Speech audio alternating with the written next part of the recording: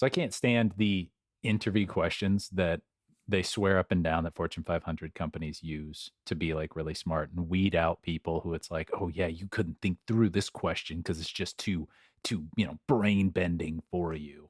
But I've seen it in like other places too. They'll try and be, they'll try and be clever. They heard that somebody at Google asked this really wild question, and instead of saying, "Oh yeah, well, did they have a reason for asking that? Or does this question make any sense?" They just kind of throw it at you and say, "I don't know if that's a good answer or not. Enjoy." Like the one that I always hear mentioned is how many ping pong balls would fit in the Empire State Building? I was going to say how many meatballs can a horse eat, but I like yours better. And Oh. what kind of position was this for? If it's for a horse-based position, I think the second one's very important to know. Yeah, right. But the first I just- one less so. Yeah, I just imagine like Even if you're a pro ping pong player. HR, you need to know how many ping pongs can fit into the Empire State Building. HR has tasked you with a very important job.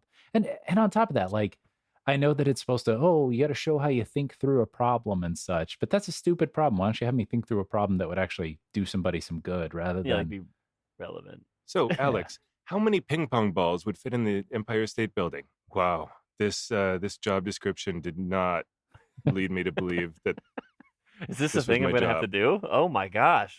I should probably leave. I don't think I'm qualified for I this. mean, do I need a helicopter license? last guy was so wrong, we put him down. So better hope you get this one righter than him. Patrick, you had one time about like what animal, right? Or something like that? Yeah, but I'm worried that I mentioned this interview question maybe in the episode 0, but Oh, did you? I'll do it again. Okay. I don't care. Yeah. Yeah, it was what animal best describes your work ethic? Ah. Yeah, and I went with blue whale. I consume a vast amount of resources to create something majestic, but that ultimately very few people would see. Yeah. I was pretty proud of that one. Yeah, that's a good one. Got the job. See? Yeah. Yeah. I like the way you thought through that. Good Great. job on that. I can't imagine like being asked a volume problem in an interview. I don't think that ever happened to me. If they threw a graph theory problem at you, you'd just be like, hey, idiot, watch this. I actually just watched Good Will Hunting last night, my friend, in between my annual English patient watch. Need 3 reams of dot matrix paper and a couple of pencils, and I will Yeah, show I'll be you good to the go. truth. Yeah.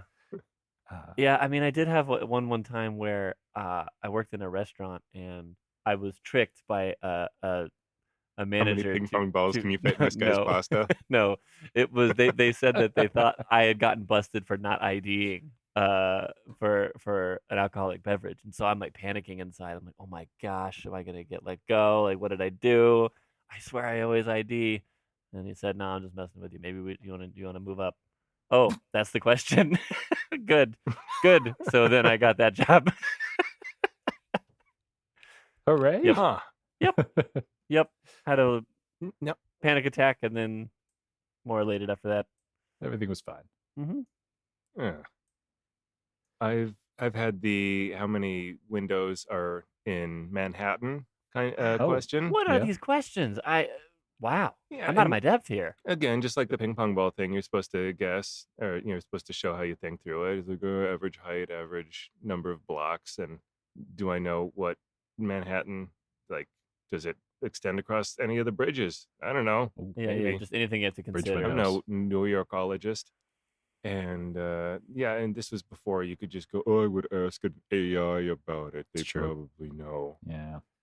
I guess sometimes they've asked stuff like, how would you think about this situation? But they've been more relevant. Like it'd be like an abstract situation, but it'd be relevant to the industry that I'm applying the job for, not just random like quantity inside a random physical object. I feel like the animal ones are really wild too, because like, I know it's silly to say, but is there a wrong answer there? If you're like, well, actually, I think as far as my work ethic, I would be A skunk, because everything stinks.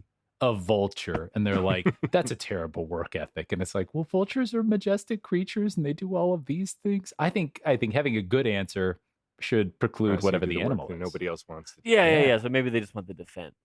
It's about the defense, not the animal itself. Kind of like their reasoning on how many ping pong balls versus the answer itself. Although if you There's- said like one ping pong ball in the Right. Empire State Building, there might be like, no, you're dumb, get out.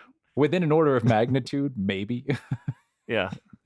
No, it's just the guess how many jelly beans there are, and they're like, wow, that was actually right. I won one can't of those believe one it. time. I never win anything ever, and what? I had to Really? pick a candy corn in a jar count thing. It was like this big old jar of candy corns, and I had to guess how many were in there. Big old dirty shoe. And it full was of at a candy different corns. restaurant, and tons of submissions, and I actually got that. It was like one of the few things in my life I've ever won.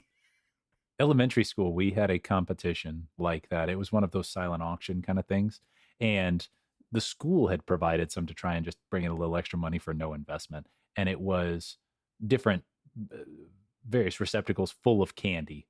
And I think one of them was some of the old lady, like Werther's Originals, or like some other candy that people were like, yeah, you wouldn't eat that many in however long.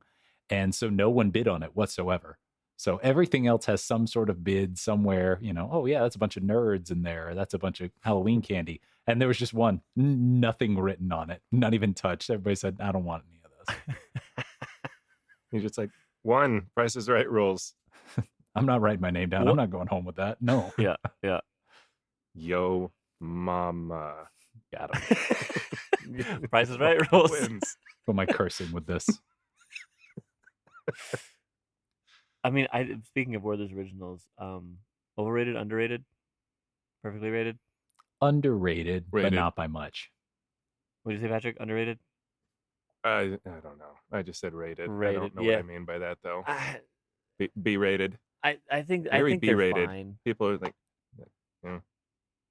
They're fine. it's better than not having candy, I guess. Yeah. What's the But flavor at on the them same again? time, I can be like, butterscotch? I'm being healthy and not eating candy. Butterscotch. Yes. Hard Mm. butterscotch, though. I think butterscotch is a softer flavor. I think in softer Mm. things, it does better than in harder things. What if this was an interview question? So, Alex, you're applying to this position, and I want to know, do you think that Werther's Originals are overrated, underrated, or perfectly rated? I'd tell them I go need ahead to and- sample one. Go ahead and give me your thought Right now. process out loud as you figure this out. I would ask Copilot. You got the job. Thank you, I Alex. pull a Werther's Original out of my pocket, and I suck on it and savor it for 7 to 15 minutes Glad quietly. you asked. Actually, not prepared. yeah, Mm. not Not speaking, quietly. but just loudly sloshing Clattering. the candy in my mouth. Yep. Ooh, now we've become this podcast for sounds. Excuse me. It's good. And Yes, you're it's hired. How's that Foley work? this was candy. Yes. I lost my taste buds in a horrible accident, so I can't actually tell you. And if you ask me to, Texture this is very smooth. this is a problem. Will this come up a lot in my data analyst position? Every day, we expect you to, we have a large volume and a large shareholder interest in How many where there's original. How many Werther's Originals can you fit in your mouth? Please explain your reasoning.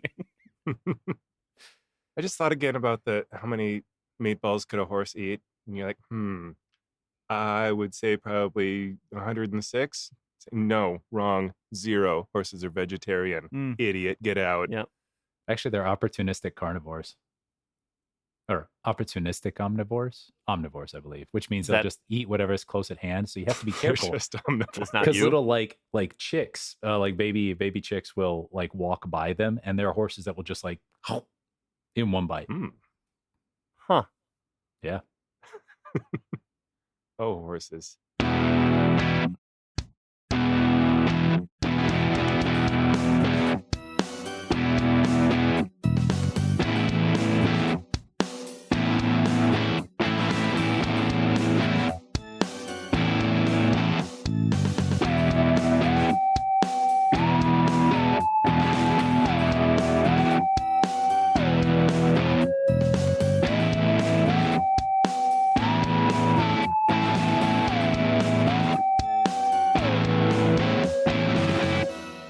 We at Animorphs 55 the podcast would love to hear from you. You can email the show at animorphspodpeople@gmail.com. We also post links to other listening methods, our Blue Sky account, and links to friends of the show on our Linktree at linktree.com/Animorphs55 the podcast. Enjoy the show. Welcome to Animorphs 55, the podcast. I'm one of your hosts, Alex. I'm Patrick. And I'm Zach. And I'm here. Still thinking about those chicks. Chicks, man. What do we got today, guys? I think today we've got an Alternamorphs book, which is an alternative to Animorphs. And by that, I mean it's a choose your own or select your own It's a outing. Muyam. A Muyam. Should I make up my own mind on this? Probably. Very good. Yeah, you don't want to get sued. Yeah, Sure, there's not one Alternamorphs, guys. There are two. We will have the pleasure of reading the first one this time. We're gonna read it out loud. This is Animorphs 55, the podcast's first live show. I don't think we mentioned that earlier, and that just means that I'm not going to edit it. Oh yeah, great. And then the crowd, whenever I keep yelling, "Hey, be quiet!" Streamlined. You know, edit that out. Shut up, crowd. This is the first journey, Crowd, I'm and trying it to is record. based. This story is based on the first book. If you were inserted as the sixth Animorph, because Axe doesn't count. Well, also Axe didn't exist yet in the first book. And What? then He did? but this didn't come out. Well, but this didn't come out. This came out significantly later. This didn't come out until like the 99, mid 1999. So quite a few books had been already done by then to go back and revisit the first story. Maybe they do that again in other books, Alex. We'll have to find out. Oh my gosh. And it turns out there were a bunch more Animorphs, but none of them lived past the first book, and that's why we never hear about them. You have been chosen. You are the sixth Animorph. Are you ready? No. Yeah. Oh yeah, Zach's got to describe the cover. Yeah, that is the cover, and it's a bunch of A's, and it's glittery and gold, and a big old lion's on it, even though no one turns into a lion. And now you know that Zach's got all the Animorphs books. This one is really special to him. It's the hardcover, and it's got like the gold gilded edges. It's like a Bible. It's incredible. Yeah, clearly leafed through numerous times. Yeah, definitely. I love this book so much. It's my favorite one. I guess we should just start. We want to like. I think we're gonna do a little different this time, right? We're gonna like rotate through reading. So we can have different picks. I hope there's a lot of good choices in this one. Patrick, you wanted to start with the intro? Yes, Okay. yes, I do. Please. All right, here we go. Introduction. Okay, listen up. It's Jake. You probably already know what's going on around here, but just in case you don't, here's the deal. Rachel, Tobias, Cassie, Marco, Axe, and I are 5 kids and one Are you a alien kid? out to save the world. Yes, I'm a kid. I'm Jake. Well, then that clears it up. No, this isn't a joke. It's real. About as real as you can get. Real enough for screaming nightmares about the things you've seen and done. Because sometimes the stuff you see in movies, the stuff you thought could never, ever happen to you, well, it can happen. It does happen. I've seen it. Yeah, that's who I'm going for. Good. That's a Patrick Warburton. I can't tell you my last name or where I live. There's an alien invasion going on right here on Earth. But I'm not talking little green guys with ray guns. I'm talking a much smarter way to conquer a world. Just invade people's brains. I'm not nuts. I've seen it. And because of that, my friends and I were given a special power. The power to morph into any animal we touch, to acquire its DNA. It's the only way we can fight the Yeerks. That's what they call themselves. We have to find a way to stop these slugs that get into people's heads and make them slaves. But things have gotten worse. We need backup, a new Animorph. We've tried this once before, and it didn't work out. Alex, don't listen to that. At all. We're going to try again. So, if you're interested in joining us, let's go. Just remember not to read this mission like a normal book. Just remember not to read this missions like a normal book. Check out the instructions and follow them. You get to choose your morphs, but I'm warning you now. Choose them very carefully. You have to deal with the consequences. They can either help you or get you totally annihilated. This isn't a game. It's serious stuff. So if you can handle it, turn to the next page. Oh, one more thing. Good luck. You'll need it. I'd like to revisit one line in there, which is Uh-huh. the power to morph into any animal we touch. It's the only way we can fight the Yeerks. So you're telling me that galactic empires, all of these different alien species that we meet and everything like that, and the only way to defeat brain worms is to turn into an animal to do slightly different things than a human would do. Yeah, you can't step on I them. mean, we've seen Andalites use Draken beams, Yeah. right? or tail blades, So Seems pretty that's another or way they could branded fight. ships. Guns. Guns. Yeah. Tobias shot a gun. True. Yeah, this And is it works interesting pretty well. because this is speaking as if, oh, we've done this a while and all these things have happened, potentially things that we haven't even talked about, and yet it does reference back to the first book. What a weird choice. I'm sitting there thinking, like, I'm panicking, like, am I wrong? Am I entirely wrong about the setting of this book? But no, this is what it is. Alex, you want to read chapter 1? Certainly. Chapter 1. You know you shouldn't be doing it. You were supposed to be home at least 20 minutes ago. It's getting dark. The smart thing to do, the only thing really, is to ride your bike along the bike path like a law-abiding citizen all the way Not home. me. But you don't. You're an off-road See? cycling freak, so you head for the construction site across from the mall. That is an actual sentence Extreme! written down. Too extreme. How many times have you been told not to do that? Like a million? It's dangerous, your mom says. Deep pits filled with water, cinder block obstacles, dips, and downhill runs. In other words, highly cool. Last Saturday, Highly cool. you chose a spot and yanked away the worst debris. You made this sort of single track loop. It has this killer rolling dip and a log made out of cinder blocks so you can jump. When you're on it, you pretend that you're racing in one of the mountain biking clubs your mom won't let you join because they're too dangerous. Too dangerous? Just wait, Mom. Have I got a story for you? Only I can never, ever tell you. Or anyone else. Anyway, Just everyone that will buy this book. that night, there you are, going around and around the track, faster and faster. There's just barely enough light to see. Out of the corner of your eye, you see some dark forms moving. You stop your bike, a little nervous. You think it could be a band of homeless men who live there. But then you recognize kids from school, kids you know. Jake, Marco, Cassie, Rachel, and Tobias. You don't know them all that well, except maybe Marco. He sits next to you in science and makes jokes under his breath during all during class. Thanks to him, you're barely breaking a C. Is that really his fault? Yeah, like, is it thanks to him I brought my grade down, or I've brought it up? That's a Yeah, valid question. Like, is he helping him, or I- I don't know. If he would only make the jokes louder, I wouldn't have to strain my ears trying to hear them. Exactly. That's what's making me not listen. All of his jokes are helping me remember these stupid science facts. Yeah. Exactly. You think about yelling, Beakers. hey, but you don't want to scare them. And they look like such a group somehow. You didn't know they were all friends. You feel a bit They left look out. like such a group. What a thing to say. We'll never get through this if I keep interrupting. You feel a little bit left out, even though they didn't see you. You aren't terribly swell at making friends. You are so extreme Oh my with your gosh. speech. Too extreme for friendship. Yeah.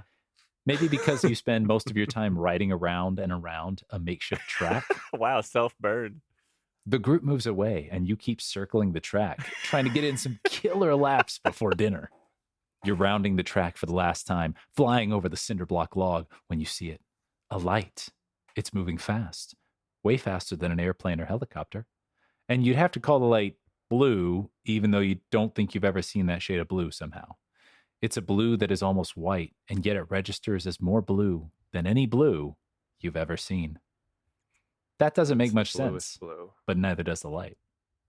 You stand there. Ooh. Profound.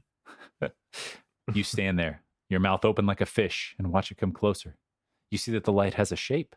It's like an egg with two stubby wings. You're like an egg with two stubby wings. The blue light is coming from a shaft at the end. And suddenly, you get what it is. It's a UFO. You know it. And it isn't because you watch the X-Files. It's because every hair on your head is standing on end. Instead of running away like a normal person, you run towards it. You keep out of sight behind a tumble of masonry and cinder blocks. That's when you see Jake, Tobias, Marco, Cassie, and Rachel. Look out! Get behind that tumble. Tumble. That Rachel's tumble of hair. masonry. Rachel's hair is standing straight out from her head, so at least you're not alone. Wait, Your what? heart pounds Oh, got it. as the UFO lands. The kids huddle together. You can't hear them, but you know they're wondering what to do like you are. Then you hear Tobias's voice. Please come out. We won't hurt you. I know. That voice was in your head. You didn't Han hear it Solo. with your ears. Marco and Jake exchange glances. Tobias looks at Rachel. They all stare at each other, wide-eyed. They've heard it too. Tobias asks if the voice will come out, and he replies, Okay. yes. Okay. I want to know if. Well, I guess we can find out later. But at this point, is this this is just happening in the background of the first book? Like, are we gonna we gotta have a diverging paths, like multiverse type thing? Yeah, I'm really hoping that Like you just go you're do your own like, thing. too awkward. You're just too awkward to be written about in all these other books. So you've just been standing fine, there. we'll write about you. You've been standing there with the group the whole time, just not doing anything. Oh yeah, that'd be great. They all Very forgot his name, and so that's why they Right. don't actually include him. They're like, and that guy. God, that guy, Yeah. he keeps referring to himself in the third person.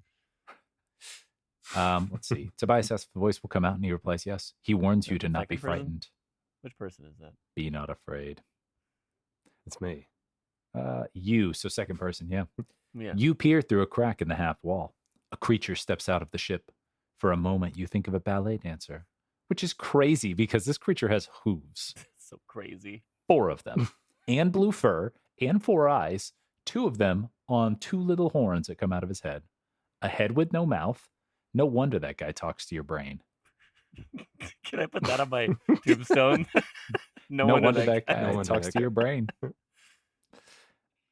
Oh, and the tail. You can't keep your eyes off it, or rather, the long stinger on the end of it that looks as though it could do some serious damage. Here's the funny thing. You're not that scared. Not really. First of all, there's a nice solid wall between you and the alien. And somehow, you suspect he won't harm you. You're right. You hear in your head, so you can come out. You don't have to hide. You gaze around wildly. Yes, I'm talking to you, he says. And that part about not being scared? Forget about it. Now, you're terrified. It feels like there should be like at least 3 choices at this point in the amount of book that's been read. Poop your pants, pee your pants, Throw up and throw up. The works. the All right, works. Poop, pee, and the works. I choose B. All right. You step out from behind the wall. Whoa, Marco says. Another alien. Let the games begin. Wait, what? He's calling I you don't an get it. alien. Rude. Okay, but his voice shakes a little, and you know he's scared too. You stand next to the others. The alien stumbles a bit and then falls, and you realize he's hurt. I am dying, he says. Then he tells you about the Yeerks, how they've invaded Earth by taking over humans, how their slug-like bodies invade people's brains. It all sounds crazy and terrifying. You're relieved to hear that the Andalites, which is what the creature calls himself, are fighting the Yeerks. That means somebody else is taking care of it. You don't have to worry. Are we supposed to like have read this without reading the rest of the series? And I know we've talked about this before, but like, you're not gonna pick up an Animorphs Choose Your Own Adventure if you haven't. Yeah, I mean, I think that the timing of this, right? This comes out later in the series, but it's going back to a book that we already have read. Maybe it's been a while since we read it. Are you waiting for been a the while. 3-page summary of everything that's gone on so far, or whatever that we usually get? No, I'm not waiting for it. That's what's happening now. In It's real just time. like I was here the whole time too. Yeah. You don't have to worry. Yes, you do. He is the last Andalite, he tells you. It may take a year before the rest of them return. By that time, the Yeerks will have taken over the Earth and all of its people. What? You blurt out. That's impossible. I have seen what they are capable. You know it to be true. Search your feelings. Feelings. I have seen what they are capable of, the Andalite replies, and you turn stone cold at the way he says it. There is one thing he can do to help before he dies. The Andalite directs Jake to fetch a small blue box from his ship. Jake looks a little nervous, but he disappears inside and then reappears holding this box. The Andalite tells you that he can give you donuts. the power to morph into any animal you choose. Just pick a donut. You just have to touch the animal to acquire its DNA. You've got to be. Donuts have DNA. You've got to be Is kidding. donuts an instrument? Marco said.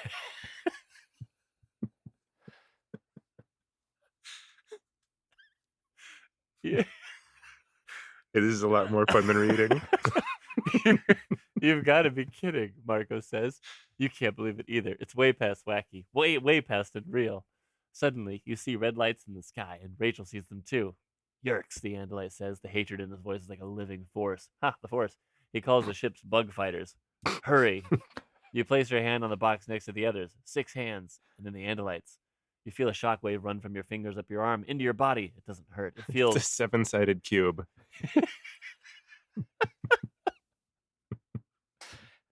Right? Isn't it like traditionally 1 person on each 6 side? hands go on each. Just sands down a corner, and he's like, "Yeah, sure, kid. Put your finger under or something. I don't care." We're only supposed to be 5 of you. And Axe. Wait, is Axe here too? No. No. It doesn't hurt. It feels nice. Like a warm buzz of comfort.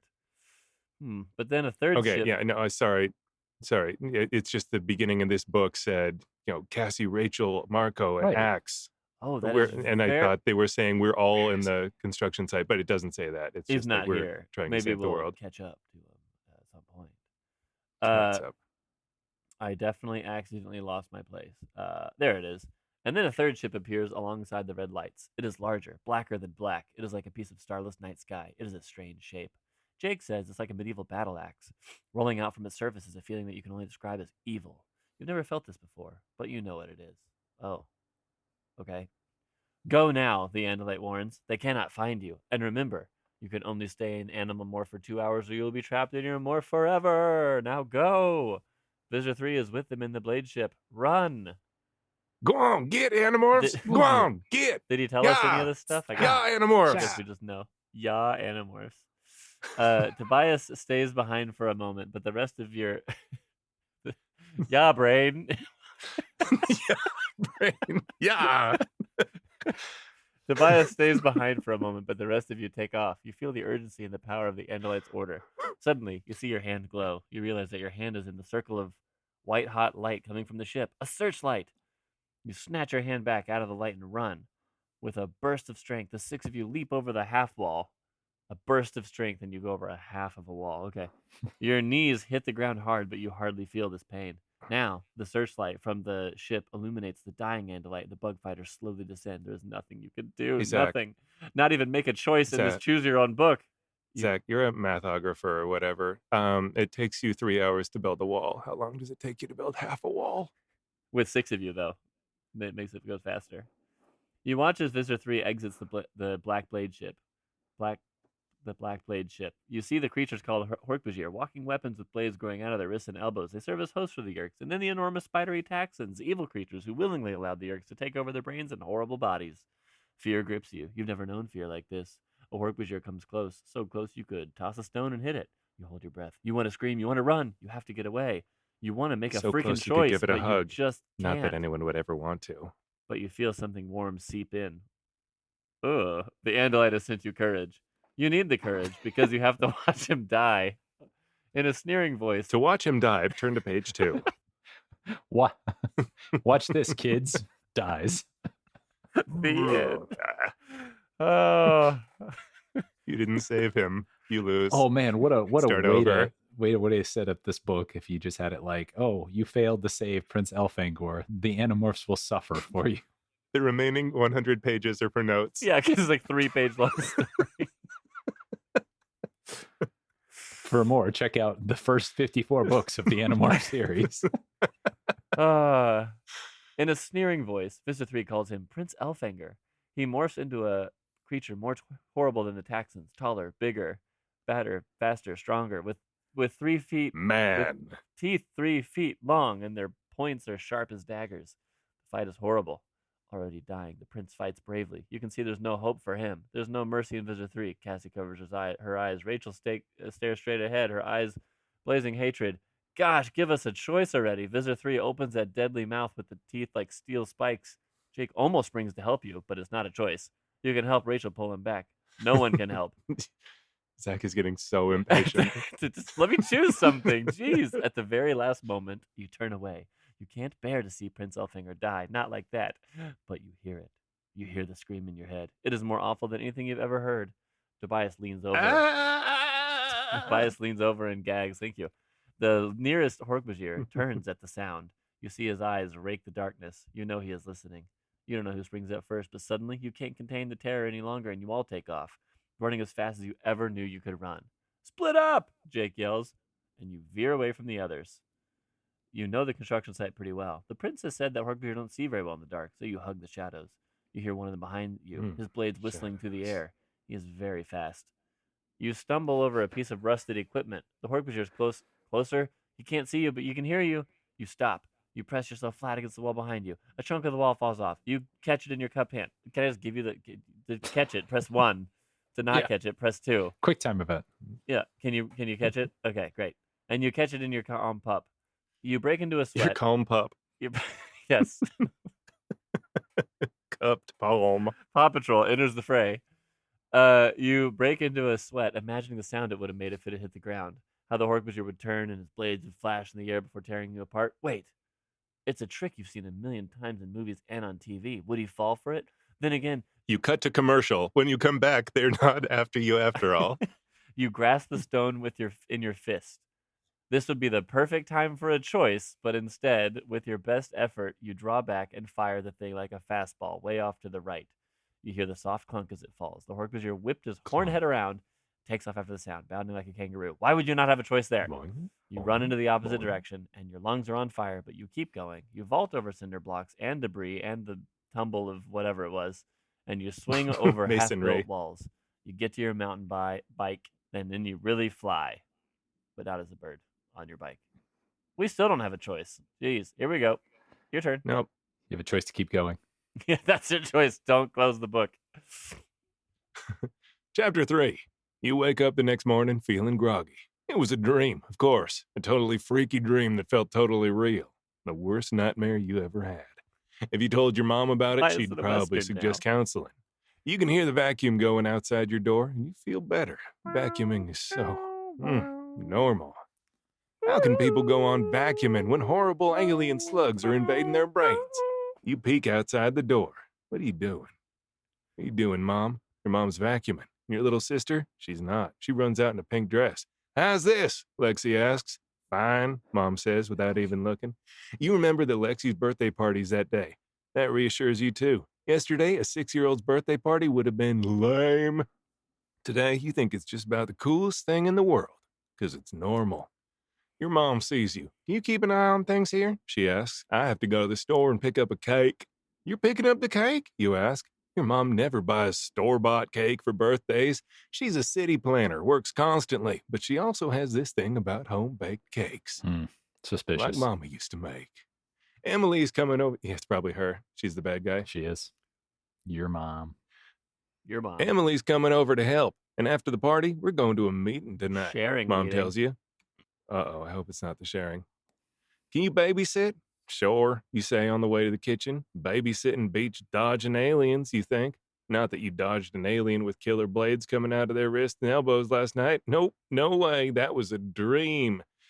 You chomp away on cereal, but it tastes like sawdust. And you realize it's the 90s, and that's all cereal. Oof. Or at least you got a cool flip book out of it. True. You keep what? Wedding? Chomp away on cereal. Yeah.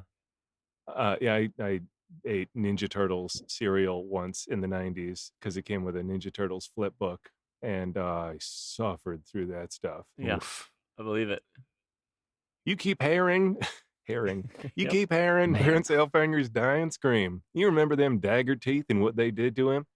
The spoon clatters in the bowl as your stomach heaves. You bend over, face buried in your knees, and you take a deep breath. That's when Marco walks into your kitchen. Really? You don't have to bow, he says. A simple Lord Marco will do. Very funny, you say. I felt kind of dizzy for a minute. Marco slings one leg over a kitchen chair. Ain't every day you see an alien prince turned into McFood, he says. So, it wasn't a bad dream, you mutter. Not only that, it gets worse. Marco tells you, while you've been snoring, we've been morphing. You stare at him. No way. Why, he says, tossing his longish hair behind his shoulder. This was before the book I Got a Haircut. I've been designated our fearless leader. I've been designated by our fearless leader, Jake, to recruit you. So far today, Tobias has turned into a cat, Jake into the family dog, and Cassie into a truly awesome This horse. really is I don't- scripted as if you were there. This guy was there the whole time and just not, like, just never on screen. Well, and it's You know? weird too because Marco, who he didn't know, knows where he lives and just came over to his walked house. into his house and Yeah. just said, "Hey, I'm Call me Lord recruiting Marco. you." Yeah. No secrets, just Marco does what he wants. Run, says Jake, and exchange phone numbers and addresses. It's the only way to figure out where each other are. I don't believe you, you say. Yeah, I didn't want to believe it either, Marco says, shrugging, considering that I'd like to remain alive long enough to get into an R-rated movie. But apparently everything that Prince Elfangadiddle told us is true. I thought that was a But apparently typo. everything that Prince Elfadiddle told us is true, which means we're all in Not a big typo. trouble. You mean there might be controllers around? You whisper. Closer than you think, Marco says, reaching for a banana. Like Jake's brother, like my mama. When I told Jake, he didn't say that. When I told Jake I thought Tom was a controller, he went postal. I got the jaw to prove it. Marco rubbed his chin. But it's the little things you notice. Tom just hadn't been acting like Tom. And he goes to this meeting called the Sharing. Sounds totally bogus, but we're all going tonight. Jake says you should come too. So I think you ran home and just like passed out for several days. Yeah, like, how did you miss all this?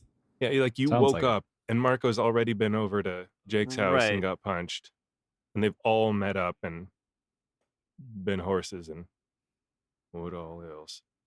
And been horsing around. Yes. Jake dogged him until he stopped horsing around. But Tobias was being very catty about it. Mhm. All right, I'm done. Sorry, I'm done. We're all going to the Sharing tonight. Jake says you should come too. At least it will get me out of babysitting, you say. What about your little sister? Yeah, like, how does it get you Or- out of it? That's just called leaving that. It's just like, you didn't need an excuse. You could just leave if that's an option. At least I'll get to just abandon my baby, sister. Marco My peels the child. banana and begins to eat. Suddenly, he bends his knees and lopes around the kitchen, making monkey noises. You stare at him. Just kidding, he says, grinning. I don't have a monkey morph yet. Just want you to stay on your toes. Marco Good leaves, one, and Marco. you start thinking about what he said about controllers. What? Yeah, right. Video Yeah. game controllers. Should Yeah. I get the clear green 64 controller or like Yeah, the black of course. one, or just go with the standard gray one that it comes with? Oh, see-through purple. Yeah. That's my jam. Yeah, that's a good one. If Jake's brother Tom could be one, so could someone in your family. What about Mom? She bought a cake for your sister's birthday. Sure, it wouldn't sound like a big deal to most people, but you know how weird it is. She hardly noticed Lexi's party dress. Plus, didn't she say something about going to a meeting? What if Mama's a controller? And if she is, how can you find out? You decide to try your first morph and attend your sister's birthday party undercover. You have 3 choices. You Oh. choose a fly, your sister's pet hamster, or your weird next-door neighbor's We- pet ferret. We made it to a choice. Good God. Wow. All right. Man, it would be a shame to get through all of that and pick a wrong choice. Are you not supposed to go to this? Oh, okay, you're having the birthday party, and then Mom's going to a meeting. That's where you're babysitting and abandoning your little sister. But you don't have to go to the birthday party. Well, you do, because Oops. you're going to morph. I Right, accidentally. fly, hamster. Yeah. next-door neighbor's pet ferret. Alex, what do you think? Okay. A weird neighbor does not sound like a good option. And a ferret is pretty conspicuous. A hamster's not a bad idea, but it would be easy to get locked up by the younger sister. A fly really feels like the most logical option. Right, but if there's anything we learned from, well, those are R.L. Stine ones, but that logical doesn't mean anything. It doesn't mean alpha diddy or whatever. Elfadiddle. Alpha diddle, yeah. I think your first morph as a fly would not go well. I mean, they took a minute to be a fly. Your sister's Had a pet good hamster. time, though. Where are you going again? You're going Going to the birthday sister's party. birthday. Oof. If she brings the hamster, then there's 2 hamsters. They don't say what the birthday party is. They just say it's a 6-year-old's birthday party. Man, this is a thing, So- right? There's no context or anything. It's not like, oh, let me survey the situation or like think about what I need for the mission or whatever. It's just A, B, or Does C. my brain work the same way as the author? Yeah, like just because I picked something, like if I picked fly, I Do we- would go kick butt somehow. But they're gonna pick fly, and then I'm gonna hit with the fly swatter in like 2 sentences. Everybody at home is like, pick Pick already. I want the ferret. Alex, do you want the ferret? Let's go all in on the ferret. All right, I'll go with the ferret. I feel very confident that we're going to die as the ferret. All right, go to chapter 6. Oh, that's Alex. Take it away, Alex. Oh, here we go. All right. You've always liked ferrets, and it's pretty cool being. We don't even get the acquiring of it. We're just already one. It's pretty cool being one. You can't see very well, but your hearing is quite excellent, and you feel so happy. Playful as a kitten, but friendly like a dog. You leap up on an ottoman, twinkle across the back of a sofa. Being a ferret is fun. It wasn't hard to get the morph. You waited until Miss Humphreys went next door to complain. She left a back door open, and it was easy to slip inside and left pick a up one of back the door. sleek, furry features. It happily curled up next to your chest while you acquired its DNA. You shrank rapidly, your body turning sleek and supple. You grew fur and whiskers Zach, and you tiny got your claws. wish. Yeah, As soon as great. you To hear morphed, about morphing. you wanted to play with the 3 of the ferrets. They were confused to see you, but they came over to sniff you, then chased you around the room. The back door slams. Miss Humphreys, sorry. Didn't go to stumps medical back school for in. 4 years to be called Mrs. Did you gain? Yeah. Did she just gain a ferret? Like there's 3 ferrets and now there's 4 ferrets. She's probably Will got she like notice? 30 of them. Yeah, there's more than just this. Yeah, I agree. It's a hoarder situation. Miss Humphreys stumps back in, a ferret draped across her chest. She looks at the ice cream cake in her hand and shrugs. She dumps it into the kitchen trash can. Empty calories, she mutters. Not Compelling necessary. writing. Is that a controller thing to say? Or is that a ferret lady being even weirder than we thought? Everybody likes ice cream cake. Does everyone like ice cream? You cake? curl up under That's the fine. sofa so she won't notice. That's good. I like ice cream. I just like don't think ice I ever cream really cake. have it. When was the last time you had ice cream cake? Well, Hey, Zach, would you rather ice cream cake or cake ice cream? Like there is birthday cake ice cream, That's the and there's thing. wedding cake ice. Shut up. And there's also ice That- cream cake. Those are both things that I've given you a choice between. Keep going. what if they could exist? You curl up under the sofa so she won't notice she has one Oh, extra okay. ferret. There we go. Everybody listening at home, comment whether you think Zach would rather have ice cream cake or cake ice Or cream. wonder if it's real. If either one of those is real. Another ferret brushes up against her legs. She doesn't pick it up, doesn't coo at it, doesn't stroke it. Weird or standard operating procedure? The phone rings. Miss Humphrey snatches it up. Yes. A pause. Yes, I'll be there. No, I won't attract attention, she says, sounding irritable. No more than usual. This host is apparently Okay. an So it's just a eccentric. weird ferret lady. This Got it. host, Oh, she's a controller. I'm bad at this. I'm 12. I don't You know sh- how they came to that conclusion. You shrink back under the sofa. You hear a creak above you as she sits. You see her feet in thick-soled loafers. She doesn't move. And doesn't move. What time is it? How long have you been in the morph? You only have 2 hours. You watch as a shadow moves slowly across the floor. How can you get out of the house without her noticing you? The shadow touches God, the toe what a of her creepy shoe, thing. and she gets up. Time, she mutters. Why you punish me? She stumps around the room, and you creep forward to watch. Stump. And you Stump. creep forward Stumps. to watch. I want to watch this. Gotta watch this stumping. stumping. This is some hot stumping. She slips into her coat, picks up a nearby canvas tote bag. She starts for the door and opens it. You can sneak out. You dart forward, but she suddenly spins around. Ferret lady, she murmurs, travels with a pet all the time. And before you can move or react, she reaches down and sweeps you up in one hand. She pops you into a tote bag. She zips it partially shut. You can stick your nose out, but that's all. You're trapped, and the clock is ticking. Miss Humphreys tosses the tote bag in the front seat of the car. You hit your head on Wow, the door wow. handle. Dunk. The car jerks forward. You have to try to work the zipper with your paws, but no go. How long do you have left? You can just barely see the car clock. 20 minutes. Too close for comfort. The car stops. Miss Humphreys Like a slings you over her scarf. shoulder. You poke your nose out. You're in the beach parking lot. She's going to the sharing meeting.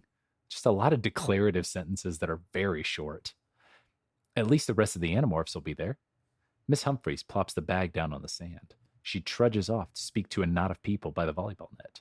10 minutes left. You wiggle your nose to the opening, thrashing your head to widen the gap. The zipper gives a bit, but not much. Not enough. You hear Cassie's voice nearby, and then you remember you can use thought speak. Cassie, it's me. I'm in ferret morph. What? You hear Cassie That's say. totally like what would actually happen. Just what? I haven't met like, has she met this I kid didn't say anything. yet? It's me, the one you've never met. Oh, The yeah. person you're trauma bonded to now. I didn't say anything, someone replies. You realize that Cassie can't thought speak back, and she can't talk out loud or it'll look suspicious. Cassie, I'm in a tote bag lying on the sand. I can't get out. My morph time is up. I think I'm near the volleyball net. Help. You hear the scrunch of sand. You see bare-bound toe. You see bare Nailed it. It's Rachel in brown Morph. toes. That's a The bit of grizzly. tongue twisting. Cassie's concerned face suddenly looms in your vision. Is that you? She whispers. You, It's me. Yes. Hurry. Cassie. Yes, I. Cassie unzips the tote and casually tucks you under her arm. She strolls up towards the dunes. Almost there, she murmurs. She climbs over the dunes and sets you down. She looks around. Okay, hurry. You don't need her to tell you. You concentrate and you feel your legs getting longer. The fur on your skin grows patchy. Your ears grow rounder. Your tail shrinks. Cassie wrinkles her nose. Ew, that's the worst morph I've seen so far. Sorry to disappoint you, you say. Glad to feel that you have a mouth. I haven't You had had much a mouth practice. as a ferret. Rachel appears over the dune. Yeah, is he just naked? Don't have much practice to have a mouth. Rachel appears over the dune. Hurry up, guys, she says in a low tone. Jake is going to morph into his dog, Homer. Dogs and cats my. and ferrets, you say, suddenly feeling hopeless. I think What a that's bunch of typo. phoebe morphs. I don't think phoebe was a word. I'm gonna look it up. So phoebe, I'm gonna bro. look It's it so up. feeble, Phoebe. but it's like the cool version. Phoebe, a foolish or stupid person. An example. No way. You such foolish or stupid Phoebes person, could be morph. of any help. Okay, it's a real word. I stand corrected. Huh. Something fierce flashes in Rachel's eyes. You glimpse something you've never seen before in pretty popular Rachel. The girl is Is a she pretty warrior. and popular? You've Or got is a she pretty point, popular? Rachel Oh, says. look, no choice. She's You pretty couldn't popular. like have a choice to thought speak Cassie or some other animal. But we didn't die. Have a choice to demorph or not. Couldn't have a choice to get out of the car. I got bad news for you about the next chapter, too. Things just like Read fast. skip to the next one. All right, here we go. Something happens. What do you want to be? Yeah, I mean, Goose? geez. Things happen way fast after the meeting at the beach. Too fast. Jake morphs into a lizard, spies on Mr. Chapman. He finds out that one of the entrances to the Yeerk pool is in your own school. Every Yeerk has to visit every 3 days to soak up Controna. When Jake fills you in, you can't believe it. The whole thing sounds crazy, but since your life has turned crazy, every word is true. Rachel has taken your complaint about phoebe morphs. Wow, we're doubling down on that and run with it. The plan is to collect wild creature morphs at the garden. Since Cassie's mother works there, you can get behind the scenes and try to acquire some truly fierce DNA. That is, if you don't get caught. You meet up with all the others at the garden. Fierce. Oh, that's easy. Okay, Cassie says. After you get your tickets, stay close. You follow We're her not to the going main to spend building. 2 pages learning about Behind what a the garden rainforest, says. animals, natural habitats. Cassie leads you through the door. You're in the industrial city. There's sights and sounds of the rainforest. Hi, it's Future Patrick. You probably noticed, but this book isn't great. I guess our rose-tinted nostalgia glasses made us forget how awful it is. This is about the point where we start speed reading and heckling it a lot more. Enjoy, and sorry.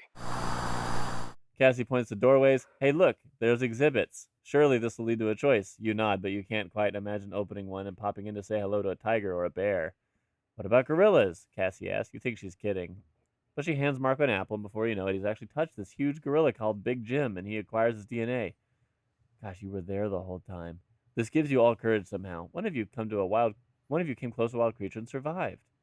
I say we head for the big exhibits, Marco says. We need firepower. You start to head for the big creatures, but you hear a whirring sound. Golf cart, security guard. Split Rachel, up. go get that crocodile. Split up, Cassie. Yeah, right now. Split up, Cassie hisses. Polar. She takes off with Tobias and Rachel. Jake and Maro are already running. You have to go by yourself because you're not part of the story. You hear the golf cart you hear the golf cart behind you. You fake left and go right. The corridors are a maze, but this helps you. Before too long, you've lost the guard. Now what? You wish Cassie knew what was told you what was behind the doors. You open one, you see some treetops. There's leaves, blah, blah, blah. A giraffe is almost eye level with you. It turns velvety brown eyes at you and blinks long eyelashes. Hey there, it says. No, you say. The giraffe didn't talk. The giraffe just says, Oh, I'm a giraffe. You shake I the can tree see that. branch a little. Somewhere you've read that giraffes feed on treetops. You don't think they attack humans, you hope. The giraffe steps toward you, it passes you, and you A can smell giraffe the... is actually a opportunistic. Yeah, as well, yeah. herbivore. The giraffe stops Opportunistic moving as you omnivore. touch its flank. This is the trance. You close your eyes and concentrate. You acquired a giraffe. Rachel said we need firepower. Marco You said have we need acquired a firepower. questing And you beast. got a freaking giraffe. You slip back inside the corridor. It gave you confidence. You come to the next door. You open it and slip inside. You're in the slip and slide. You go on a slip and slide now, apparently. No, you're in a savanna. Dry trees, sand, hot, dry heat. You don't see the animal, but you hear it. Up, up. Probably a frog. Okay, can you guess the animal Desert without frog. me continuing to read? The cry raises Elephant. the back of you. Oh, okay, yeah, uglier animal. She should be down by now. It's a voice says. hyena. Quickly, you crash down behind some bins. 2 workers come in. Take a few minutes. We better wait till she's completely out. Are you kidding? I don't want to go near a hyena. Yeah, she's down. Okay, let's go. Vet's waiting. Oh, darn. I left the stretcher by the elevator. Well, I'm not staying here alone. You acquired a sick hyena. The workers exit. You creep to the hyena. It opens an eye. It looks deadly, but like a shark's. The look is deadly like a shark's, as if your only worth is for food. Zach is bored. It's too late to run back now. Instead, you gather your courage, brush your hand along the creature's side. I couldn't choose a giraffe or a hyena. The eye closes. Your touch combined with tranquilizers has made the hyena pass out. You concentrate, and as soon as you're done, run away fast. When you close the door behind you, white jacket workers are heading toward you with a stretcher. Hey, one of them calls. Stop, the other one says. They toss aside the stretcher. They start to run after you. You could wait and think of a story, but it seems easier just to run. Once upon a time, long, long ago. I do have to agree with you here, Patrick. The idea of a sick hyena being acquired, and you transform into You won't be it, sick and right then away. you're a Not if sick it's like a hyena. cold. Do hyenas get What- cold? Is your DNA sick? I mean, if it was I like don't know, actually. yeah, like Probably. if it was like, well, even if like the A hyena had like virus, but cancer or maybe. something, like that's not inherent in your DNA, right? Yeah. We're gonna Okay. go down this again. We're not Okay. going to get into a Okay. real talk Okay. of DNA Okay. with Sure. Animorphs because we're going to get in some dark. All right, dark chapter topics. 8. All right, chapter 8. I'm going to read it fast because we're kind of Bored. 55 minutes. All right. You sprint around a corner straight into a security guard. Whoa, he says. 2 strong hands grip on your arms. Where are you going? Workers come up behind you. They're both out of breath. Trying to break into the hyena habitat, one of them says, gasping. The grip tightens. So what's your name, kid? You think about telling the truth, but you're in a book where it could be anybody reading it, so you're not going to tell them your name. Cassie might get in trouble, and it could bring too much attention to the others, so you say nothing. He frowns. We got report of vandals back in the park. Come along with me. You drop your country accent. He marches you down the corridor into a small waiting room. There are 2 policemen there. Great, just what you need. I know you were called about a disturbance by the snack bar, the security guard says, but no name here was caught sneaking into the animal habitats. No name, you think? That's a good name for me. You Yeah. adopt it. The taller policeman sighs. Obviously, he doesn't have a name either. Let's move, he says. They keep you between them as they march you outside to a loading area behind the snack bar. A police van is parked there. On the side of the vans are the words K9 Unit. Strange thing for a kid to be sneaking into animal cages, one policeman says. They aren't cages, the other one says. They're habitats. Good one. Whatever, sit there. The taller policeman puts a hand on your shoulder and shoves you down on a bench. Ugh! And don't think about moving. Princey and Gail won't take too kindly. Princey and oh, dogs. Got got it. dog names.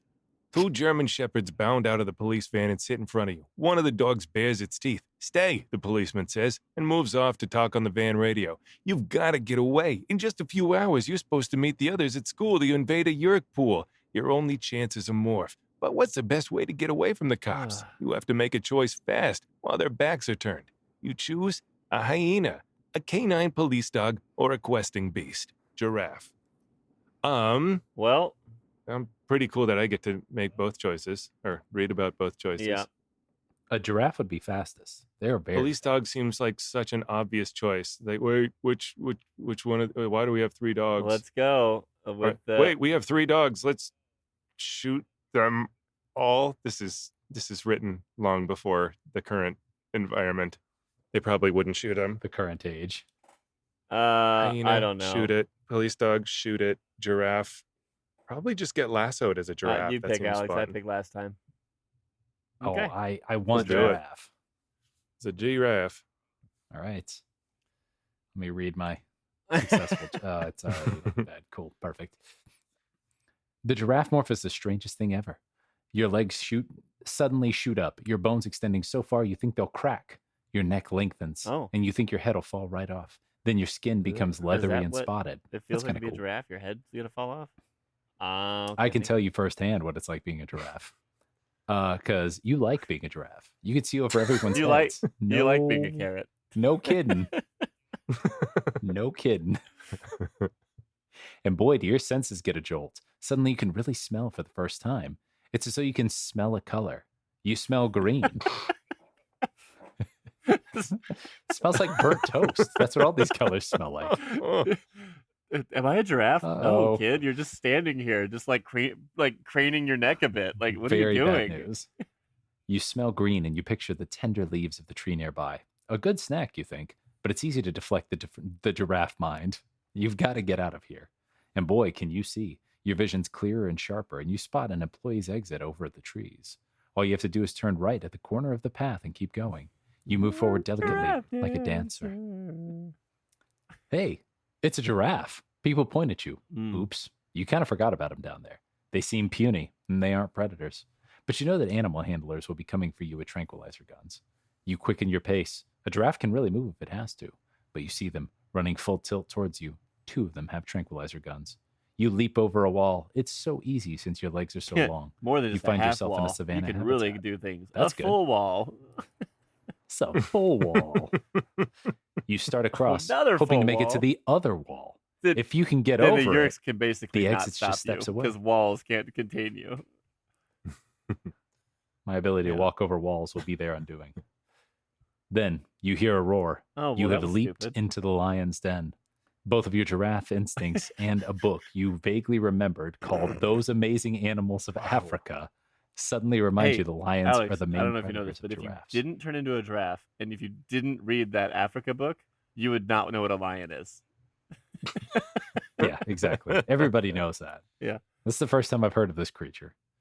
A full-grown male lion springs. Bad morph. You just turned into a tasty lunch. Return and choose again.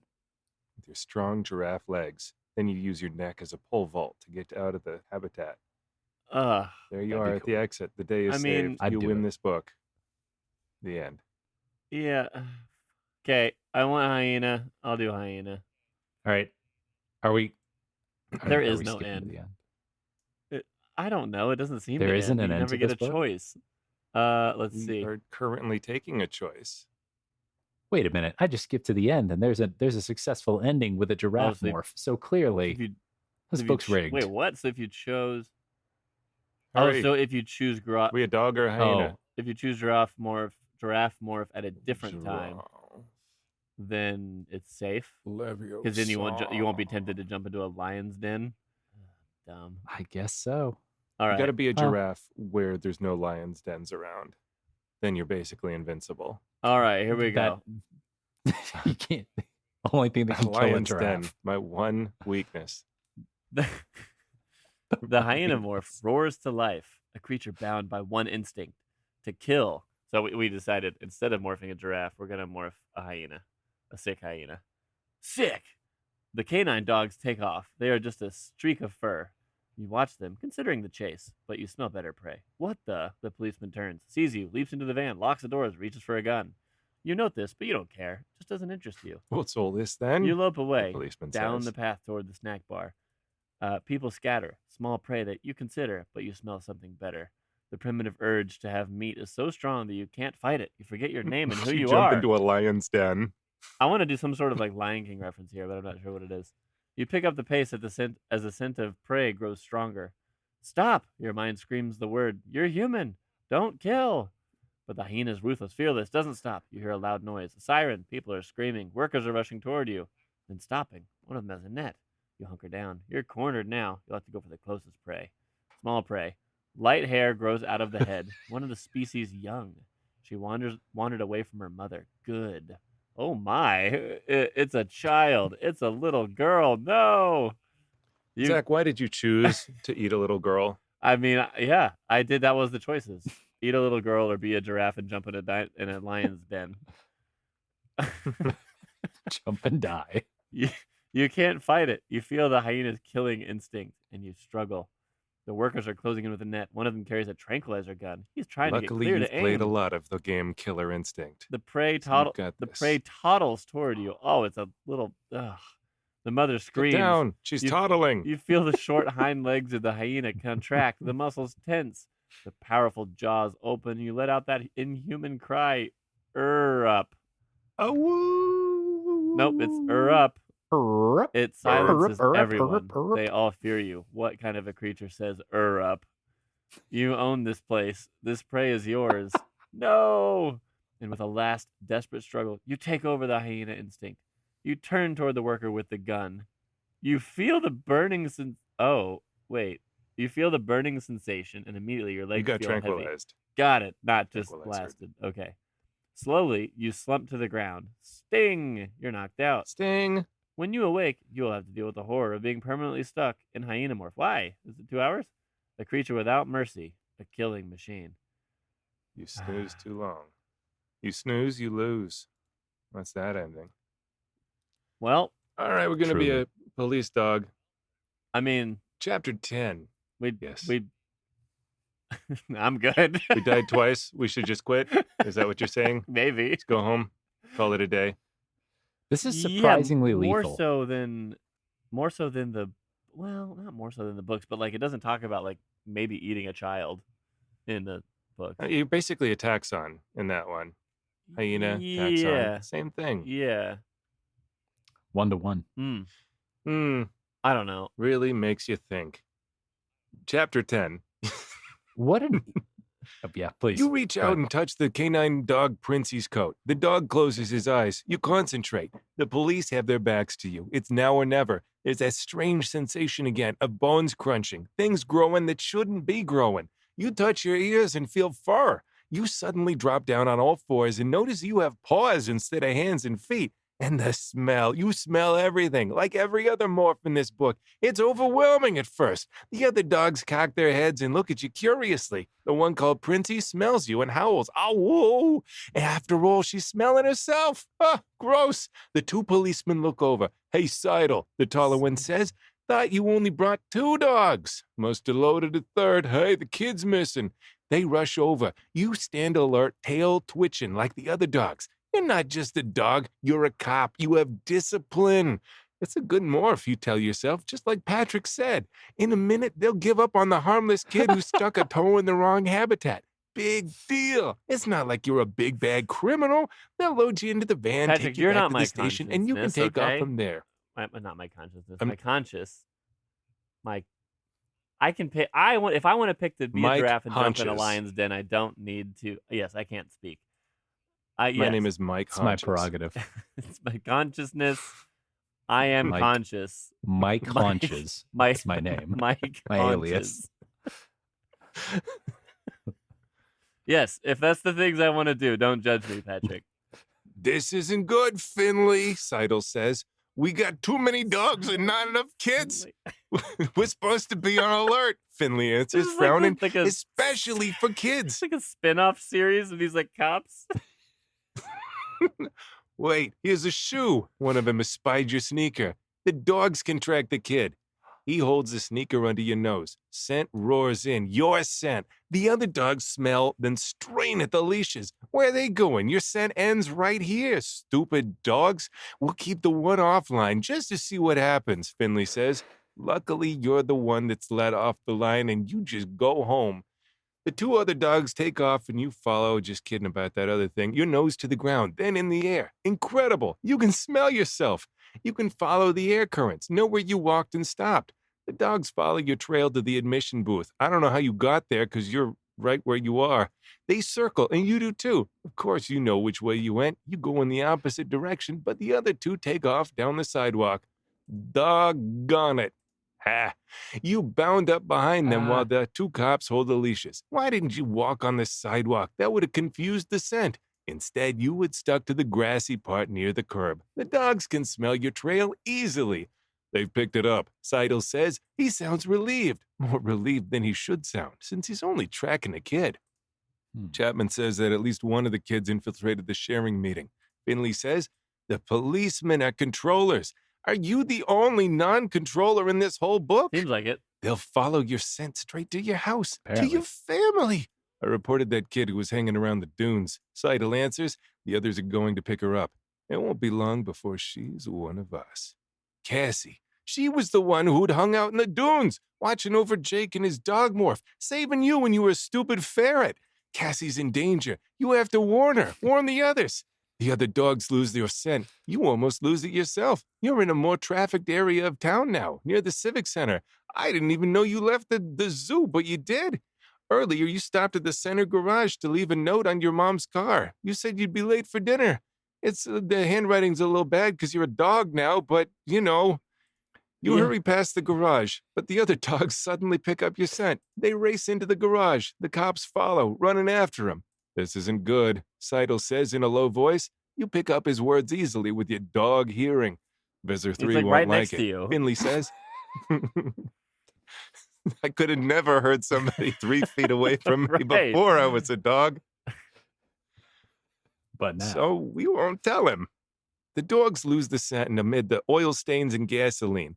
They circle around confused, but any minute they could find your mom's car. The note you left still might be tucked under the windshield wiper. It wouldn't take the cops long to figure out who you are. This is your only chance. You leap forward, barking as if you picked up the scent. You charge out of the garage. The other dogs follow. You know you can't lead them completely astray, so you follow the route back to your neighborhood. You run flat out now so that the others have trouble keeping up with you, but you make sure they keep you in sight. You get to Ferret Lady's house and bark furiously outside. You circle the house and find the pet door. You nose it open and bound inside. Police dogs can do this just any time they want. Lock your pet doors, boys and girls. I don't need a warrant for this. That dog's got a warrant. Watch out. Tied around his It's neck. like a St. Bernard. We're saved. Oh, it's just a warrant. The cops catch up and pound on the door. Ferret Lady answers it, but already you've caused a commotion. The ferrets are running crazy over the furniture. The cat is hissing and spitting. The other dogs add to the chaos. What cat? What is it? The Ferret Lady shouts over the din. We're chasing a kid. The cops try to describe you. Sounds like every kid in this neighborhood. The Ferret Lady Yeah, sniffs. they try to describe you, but you've never been described, so they realize they can't. Genius. You're just too radical to describe. Highly cool, I think was the word. Highly cool. Too cool. I don't care if Visser 3 himself asks me. I'll say the same thing. So far, so good. You've confused them. Under the cover of chaos, you sneak out the pet door again. You bound next door. You remember leaving a sweatshirt outside after gardening chores this morning. You grab it in your mouth and race off. Now you'll be You naked take with a that hoodie. sweatshirt. That dog's got a hoodie. We're saved. Get You him. take that sweatshirt all over the neighborhood, rubbing it against trees and sidewalks and grass. Soon you see the cops and the canine dogs again. These dogs are barking, running from place to place while the cops strain to hold on to the leashes. You keep hidden and watch the cops get thoroughly confused. They give up and you trot back home. Time is almost up. You morph back into human form in your garage. You hurry inside to call Cassie. But everyone has left already. If you rush to the school now, you could blow the no. cover. What? There's got to be another way. Why? Good morph choice. You deserve to proceed. Is that the choice? You did it. Yep. Keep going. To deserve to proceed, Yeah. click here. I mean, I'm kind Very of deserving. like skipping around. Well, we'll talk about it. All right. Go ahead. Go ahead, Alex. oh, you're cheating? No. Is that No. what you're saying? You're No. cheating at I this just wanted book? to see if there's ever choices, and it really seems like it's I wanted like to see if we'd ever finish this book. it's these three morphs, and then maybe like one other one, and like We that's have a it. pretty quick and Go easy ahead, one Alex. here. So it's getting late and you're freaked. Cassie's in danger. Should you head over to school and try to hook up with the others? whoa. Not at school, man. You can't stay here while the other Animorphs put their lives on the line. There's a suspicion that's been nagging at you. During the chase, the policeman looked very nervous at the parking garage. They muttered about Visser 3. What if something strange is going on there? Yep. Yes. Yep. Anyways, that's a very obvious conclusion. It's only a little bit out of your way, so you decide to investigate the garage before heading to school. The garage is used during the day for city government workers. Right now, it's pretty deserted except for a security guard. You duck behind a car and wait until he heads down the ramp towards the entrance. You're about to explore when you see a guard wave in a black van with tinted windows. Curious, you watch as the van heads up the ramp. Instead of parking, the van pulls up directly in front of the elevators. A group of people get out. You recognize Jake's brother, Tom. Controllers! Someone pushes a button to summon the elevator. You know you have to follow the group, but you can't stay in human form. Tom would recognize you. How does everybody recognize everyone again? And- you were not friends with these people Yeah, and also you're 2 not minutes friend, ago. so no one can recognize you. I feel like you're the how do character you- from Scanner Darkly. Yeah. Yes, you've got the And suit on. how do you Yeah. recognize Tom? He's not doing any sweet crossover dribbles or jump shots. Yeah. It's true. That's the greatest middle school Yeah. collegiate Yeah, how player dare that's you. ever existed. Show him some All right. respect. Sorry, my bad. So you have to try a morph, but what should you choose? You have to make a decision fast. You choose, use your ferret morph, or you choose, use your canine for the German narration. Shepherd morph. I I feel like a ferret would be a little bit easier to get into an elevator. we're 2 hits It's a down, hey. right? There's a police dog in the elevator with us. This is weird, right? I mean, the police dog Nah, works. let him stay. He's so soft. The- It's just pet It's him. got- He's got a warrant. Warrant. Y'all the know police that. dog worked before. Is this So the wait? Hold on. ferret Is this a 3 strikes you're out thing? Like we have struck out twice. You always ask that, and we always just keep going Dude. until we get bored. I see. I don't know. Would we want to finish? Would we want to not finish this book? I mean, I don't think there's a finish. I think it's just you just make Do you- these choices sometimes, and then okay. I went home. Yes. Much like life, Oh, it comes at you fast. Yeah. I want to be a ferret. It's smaller. I think I can scamper up somebody's pant leg and they won't notice. Okay. I may have lost Do it. my place again. I'm good at this. Page Great 23. job. Thank you. That's for ferret. All right. Ferret. You're concealed in a dark corner of the Yes, sir. garage. You feel the ground rush up at you as your bones compress. Hair grows in your hands, on Hello, your ground. face. Your nose twitches. Your body becomes sleek. The ferret mind urges you to play. There are so many things to investigate in the garage. Wonderful smells. Things to eat. You wrench your ferret What is there brain- to eat in the garage? Yeah, gross. Under control. Keeping to the wall, you keep close to the group. The elevator dings. The first group crowds in. You slink closer. Do you dare risk boarding the elevator? The lights on the elevator are bright, and you'll probably be noticed. Oh, I do. Normally, humans would scream if they saw a furry creature in a small space with them, but you have a feeling controllers wouldn't care. Besides, you have no choice. You slink in between You the can't legs of just the go up controller. the stairs next to the elevator. No, can't do it. And you head for the corner. The door's Impossible. closed. We have company, one of the controllers says. They all look down. It's not a cat, someone says. It's not a dog, someone else observes. It's It's Superman. Superman, says a third controller. The controller who seems to be in charge turns and gives you a dismissive glance. Now I'll catch it. I'll throw it down the shift. The shift? The shaft. Busted. You can't react, or they'll suspect something. Wait, Tom said. How do I've you seen throw that something animal. down an elevator shaft? Okay. It's one of those old timey elevators with the little like draw. I was gonna say, okay, door, yeah. I got the ferret. Everybody get off. I'm gonna send it to a different floor. I'm gonna pry open the doors and then I'll throw it down. Yep. Step on it. Yeet. Wait, Tom says. Don't do that. All those things that you just said. I've seen that animal. It's a ferret. It belongs to Humphreys. Maybe we shouldn't touch it. Chapman said to take no chances. No chances for what? Killing Humphrey's ferret. At touching it because it might feel like If you touch it, the mom won't want it back. The other controller turns back, already bored at this conversation. Oh, God, you're telling me. You're safe for now. The elevator indicator lights up the sub-level floor. It's as far down as the parking garage goes, but the controller hits a series of buttons and it doesn't stop. It keeps going down. The door opens into a room that seems carved out of dirt and rock.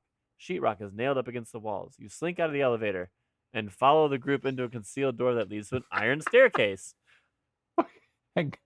Sorry, hang on. Can I stop you there? So you just dug a hole and you said to yourself, this place needs a homey touch. I'm going to nail up some sheetrock. And maybe a into live, dirt. laugh, love sign. It's beautiful.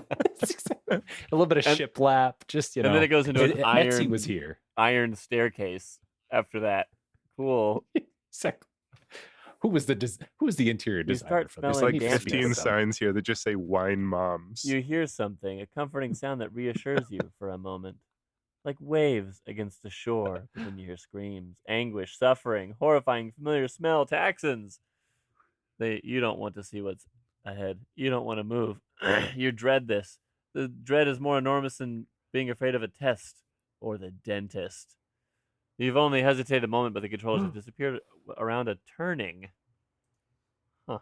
You dart forward. Quick, hide behind that turning. Yeah, like, what? What are some of these turns? Over there. The first thing you get hit with is how huge the space is. It's like 3 times the size of the mall, and it's all completely open and carved out of rock and earth. There's still enormous pieces of earth-moving equipment down there, though, as though the space is constantly being expanded. You notice other staircases winding up and disappearing. There must be secret entrances all over town. The Yeerks are much more numerous than any of you imagined. Then you notice the cages. They're filled with humans, Hork-Bajir, women, children, men. Some of them are screaming. Some of them sit numbly. Taxons and Hork-Bajir patrol outside. Occasionally, one of the Hork-Bajir lashes out with a tail blade and rattles the cage, and the humans shrink back, and the Yeerk-controlled Hork-Bajir lets out those huffing sounds that must be laughter. As you Huff, huff, huff, huff. As you watch, one of the Hork-Bajir opens a cage and leads out a woman. She struggles, and the Hork-Bajir casually holds a bladed wrist to her throat. You have no doubt he would slash her in a second. The Hork-Bajir leads her onto a pier. It goes out over a pool that looks as though it's filled with moving sludge. He forces her head under the surface, and when he jerks her head back up, you see a gray, slimy thing finishing slithering inside her ear. The woman doesn't struggle anymore. And then you see Tom again. His head is bent over the pool, and the same slimy thing slides out of his ear. Basketball. Immediately, he begins to scream. You can't hear the words, but you can imagine.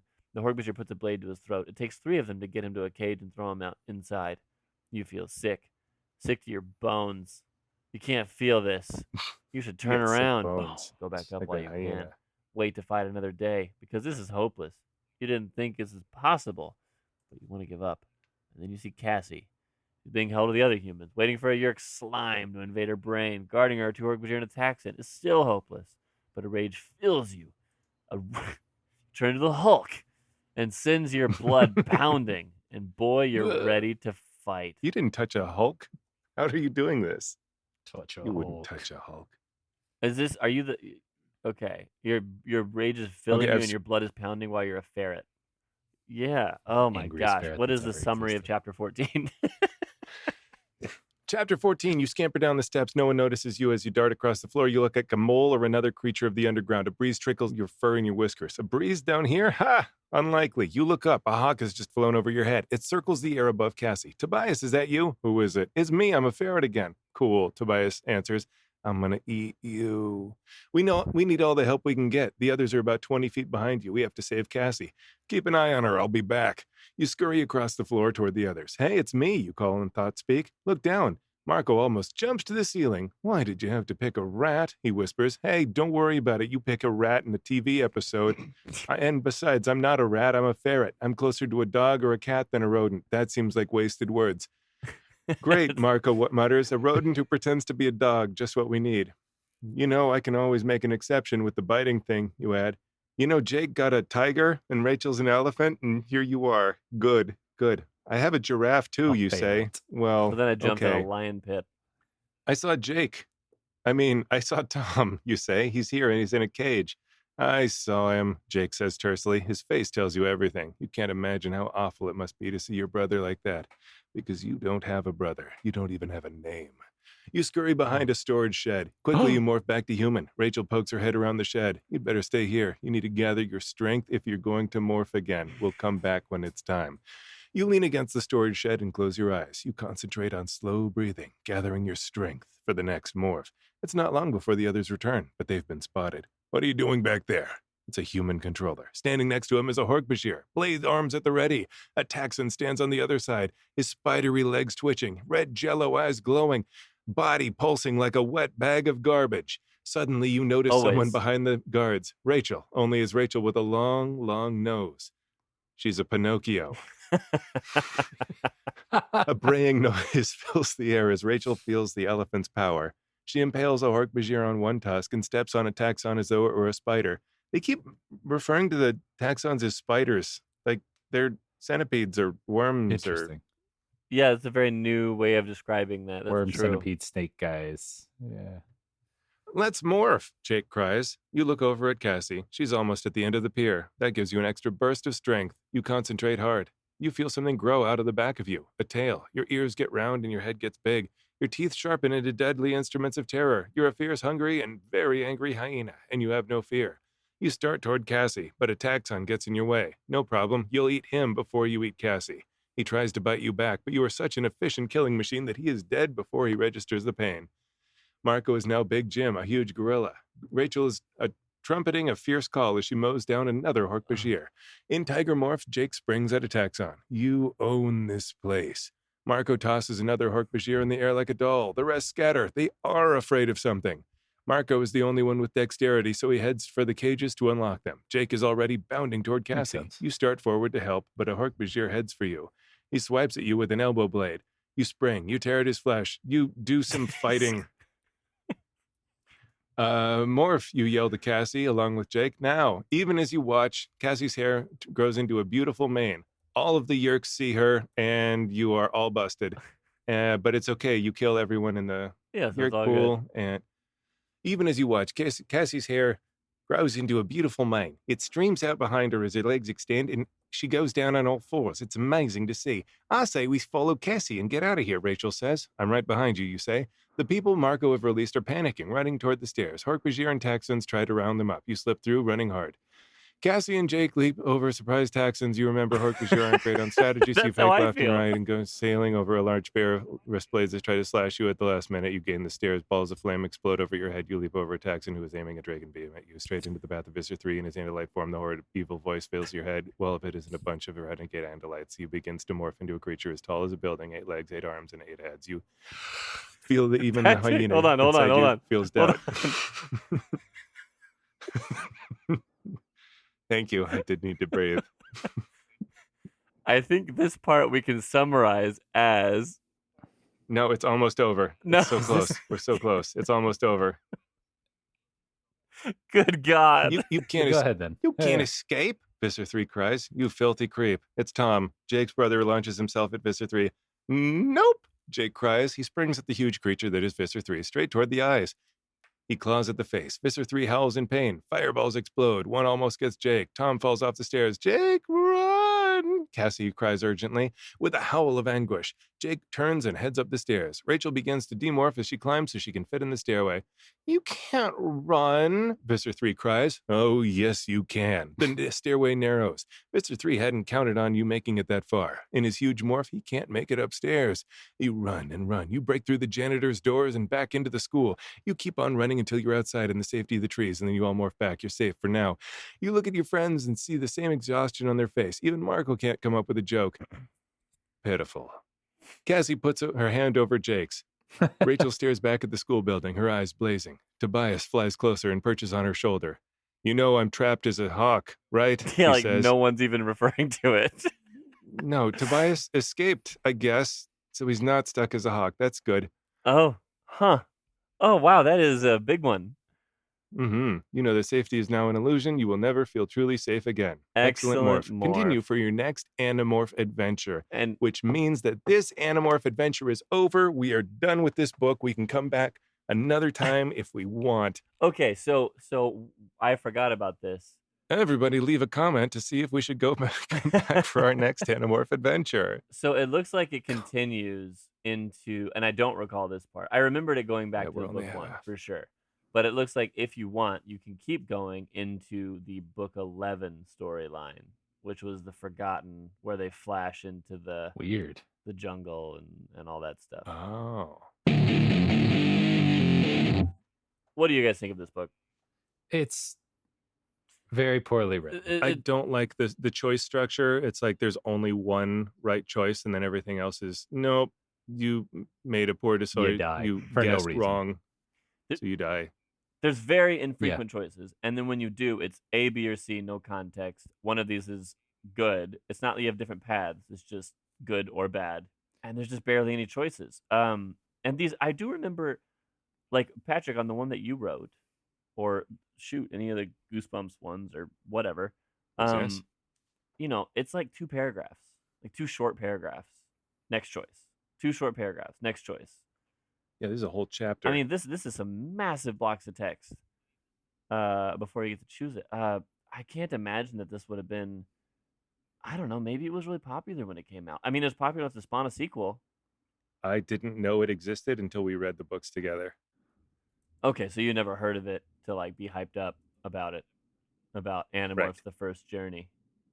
I mean, that's, gosh. I mean, how much did we just read? And there was, I know we had to go back on one of them, but there was 2 choices of morph. That was it. It wasn't like, you want to turn left, you want to turn right, you want to like go in that den or that den, do you want to get out of the car, go on the other side of the car, just the morph choice.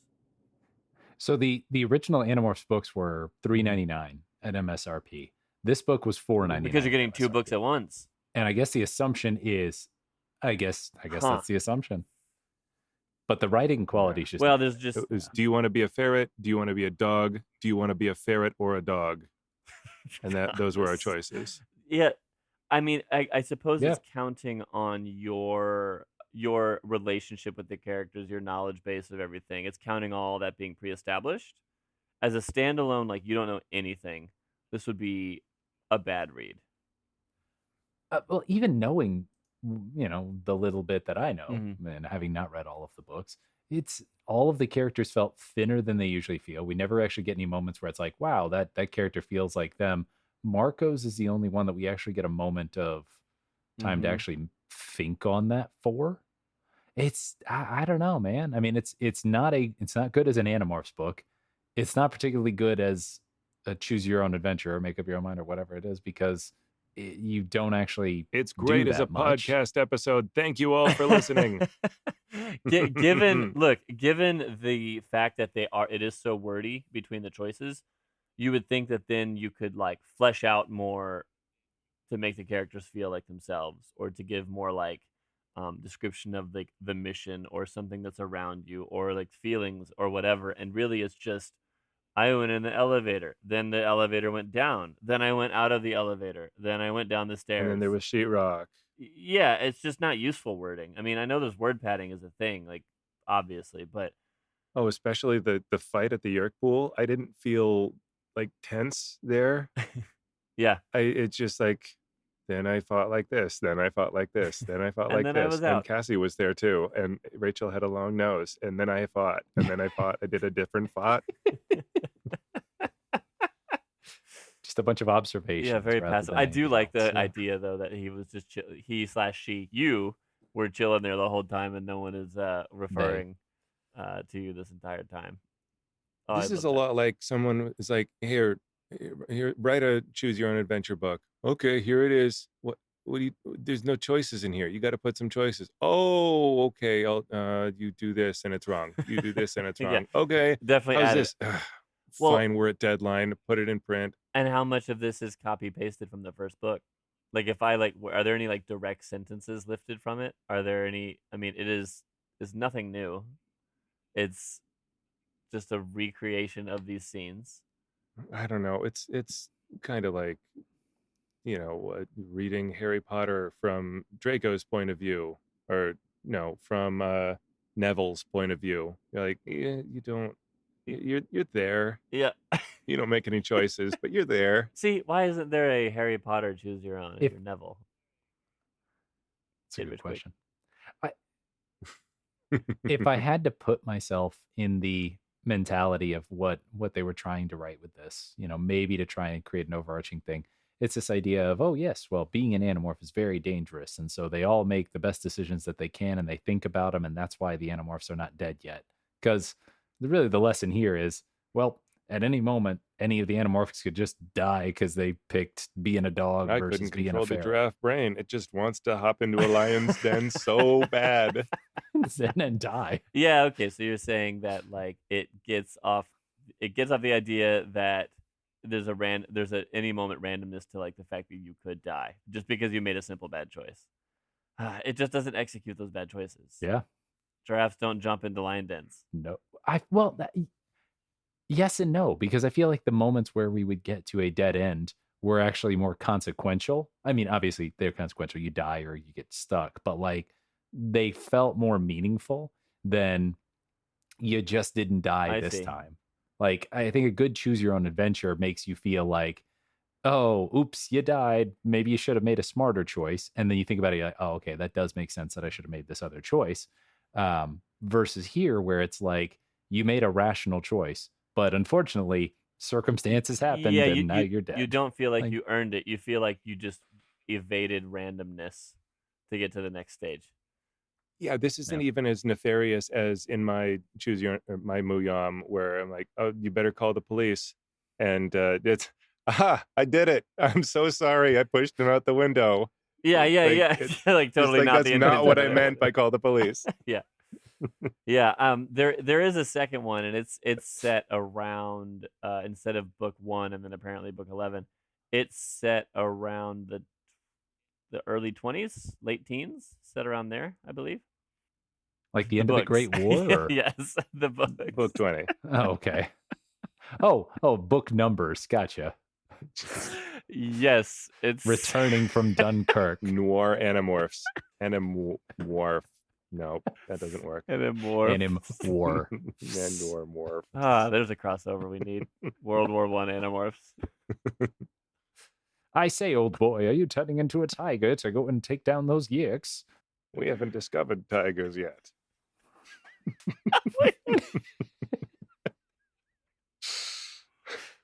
Well, you got your choice. You can turn into a pigeon or a mouse, I guess. I don't know.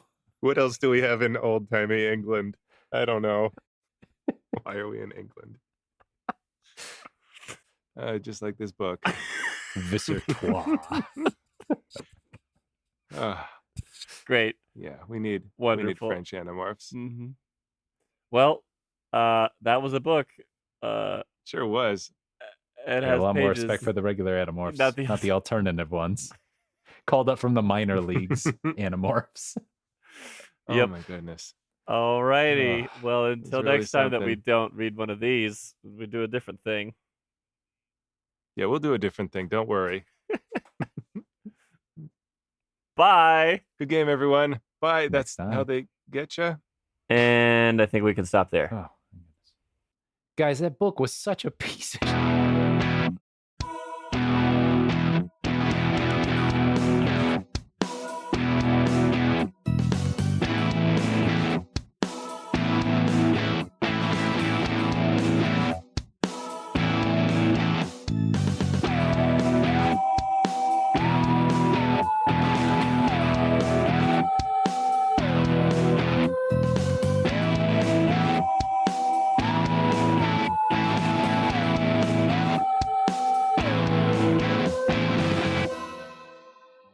Animorphs 55, the podcast, is a fan-driven, nostalgic podcast created by Zach Hurdle, Patrick Viersba, and Alex Holton. But don't tell the Yeerks. Theme music provided by Neko Boy. Podcast artwork by Rachel Hurdle. Episodes edited by Patrick Viersba. Based on the 90s sci-fi kids series written by K.A. Applegate, Michael Grant, and other contributing authors. To contact the show, email animorphspodpeople@gmail.com. We'd love to hear from you.